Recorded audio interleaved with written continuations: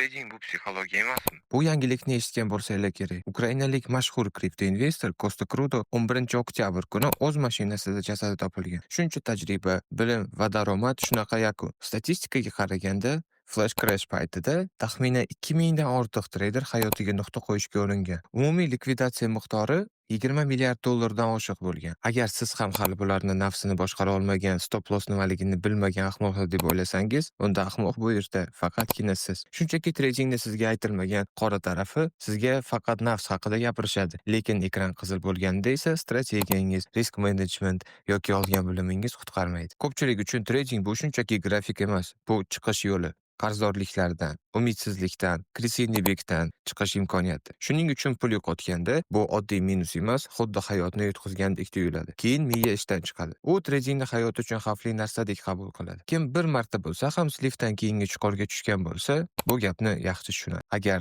siz hozir chuqurda bo'lsangiz, taslim bo'lish iloji yo'q. Atrofda hamma sizni tugadi deb o'ylagan payt ayni harakatni boshlash vaqti. Faqat keyingi savdoni ochishdan oldin pauza oling. Tradingga yangi qarashlar paydo qiling va menga obuna bo'ling. Chunki biz qanday pul topishni emas, qanday yo'qotmaslikni, slifdan keyin qanday tiklanish haqida gapiramiz. To есть, gaplashamiz.